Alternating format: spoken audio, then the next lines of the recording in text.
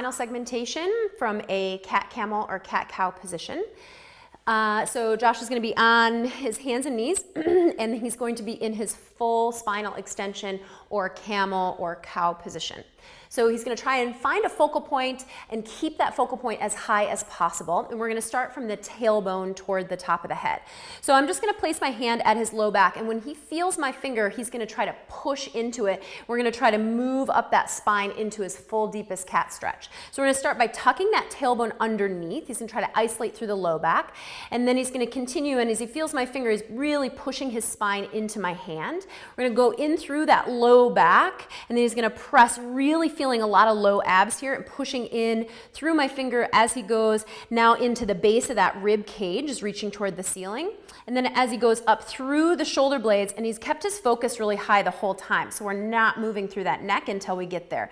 And then he's going to push through now the back of the neck. The focus will slowly start to drop, and I like the thought process of trying to look in between the legs or at the thighs. And now as we reverse, he's going to try to keep his focus there as long as possible and do the opposite. So now when he feels my finger, he's going to pull away and try to extend back into that cat-camel or camel position.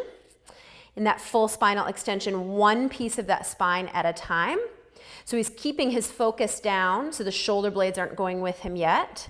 Moving in between the shoulder blades now. Nice.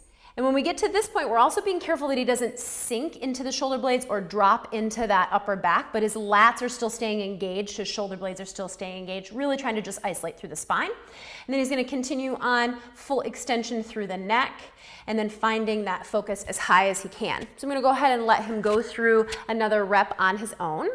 Tailbone will tuck first, then moving in through that low back, pulling up through those low abs like crazy. Moving into the base of that rib cage, continuing on into the shoulder blades, really pressing the shoulder blades toward the ceiling, through his upper back.